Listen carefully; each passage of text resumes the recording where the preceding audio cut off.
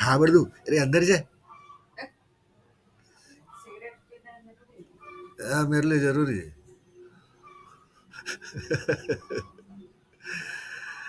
खाबर दू, वो मेरी धर्मपत्नी है, झाड़ू लगाने जा रही है। खैर, खाबर दू मेरा ज्वार का इक्विवेलेंट है। आदिवासी में भाई कुछ भी बना लेता हूँ मैं। बने बने रास्तों पे चलने का आदत छूट गई है अब। बने बने रास्ते पे चलोगे तो अपने मंजिल पे कभी नहीं पहुंचोगे, तकलीफ भी किसी और का उठाना पड़ेगा। खैर, back to the point, like मेरे सिगरेट पे मत चले जाना, ये दुनिया हमने नहीं मांगी थी। खैर, बात ये है कि आप लोगों के साथ बैठने के बाद, बहुतों के साथ बात करने के बाद, अ, मेरा नज़रिया है, बुरा ना मानना, हम ऐसा कुछ नया बात किया ही नहीं वहाँ पे। जो 60-70 साल पहले, 60-70 साल छोड़ दो, जब से आदिवासी का एग्जिस्टेंस आया, अस्तित्व में आए हैं, तब से यही हाल है। और आज़ादी का परिभाषा लिखने के बाद हम कैद हो गए, गुलाम हो गए। उससे पहले हमको तो मालूम ही नहीं था आज़ादी क्या है। हम आज़ाद थे ही ऐसे ही। पॉइंट बेइंग, ये खत्म हो रहा अभी, रोने का नहीं। तो हम लोग सब ना असमानता का शिकार हो गए। असमानता एक टूल है, हथियार है, जिस पे हमारी सरकार टिकी हुई। बहुमत का आंकड़ा लाने के बाद ही सरकार बनती है। समानता क्यों नहीं है? बराबर आंकड़े दोनों साइड आए। सबका लेके चलना है। बोलते तो ये for the greater good. I don't believe in that. सबकी भलाई के लिए, ये बात पे विश्वास नहीं है मेरा। किसकी भलाई के लिए तो आप लोग सब समझते हैं।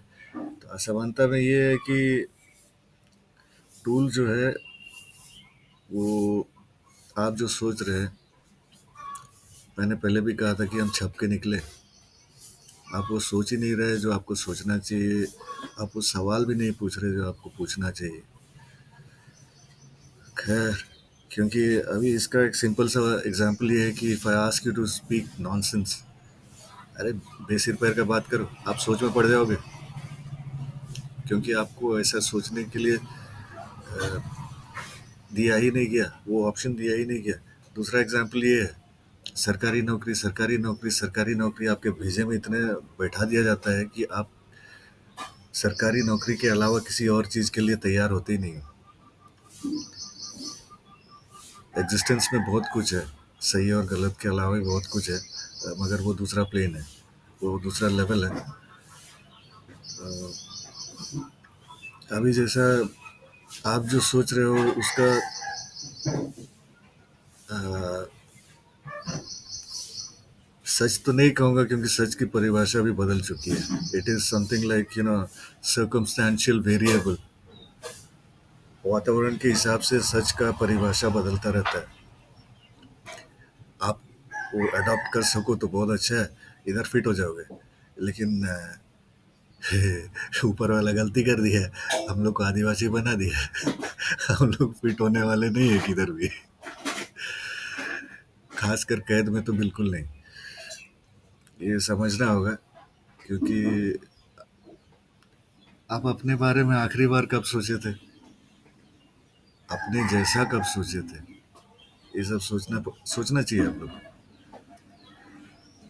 हो सकता है बहुतों को मेरे बातें बेसिर पैर की लगे, मगर तेरा सच, मेरा सच और सच का सच वेरिएबल हो गया।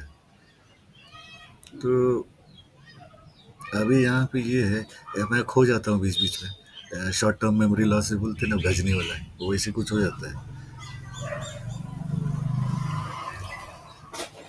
अभी हमारा तकलीफ सब एक ही है। आप चेहरे अलग अलग हैं, हर कोई अलग अलग तरीके से तकलीफ को झेल रहा है, लेकिन उसका सोर्स एक ही है। तो अभी क्या सोचे? क्या सोचे?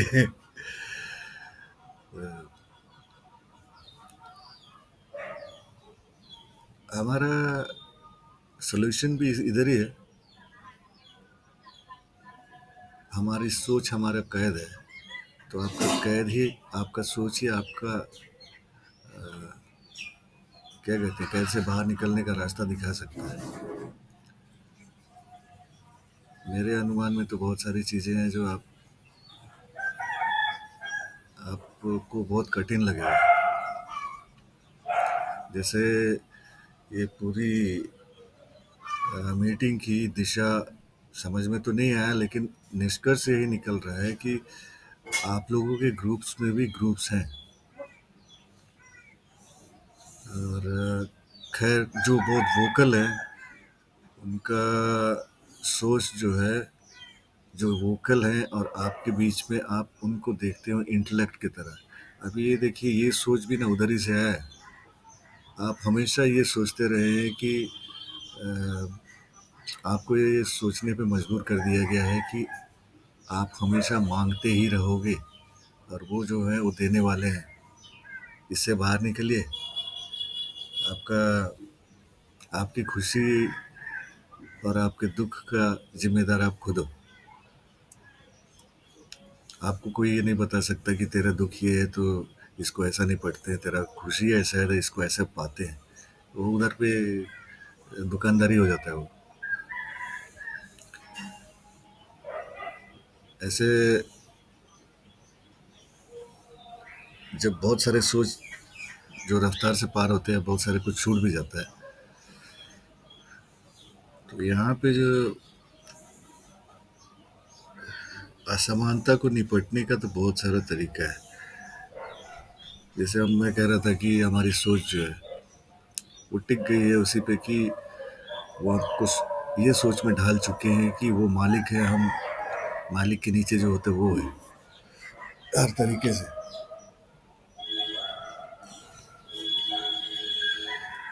और मैं ठहरा ऐसे आदमी, खुद का मालिक मैं ही हूँ। I never actually know, I always had trouble with authority. बचपन से मैं बहुत रेस्टलेस था। Things never held my interest besides nature.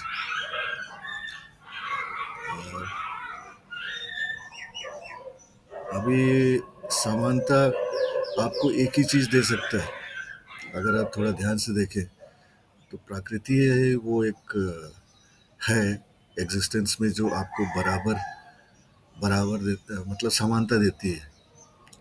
वो कभी किसी से भेदभाव नहीं करती है। अच्छे इंसान को भी धूप देती है, बुरे इंसान को भी धूप देती है। भाई तुम उसका क्या करते हो वो तुम्हारे ऊपर है। मगर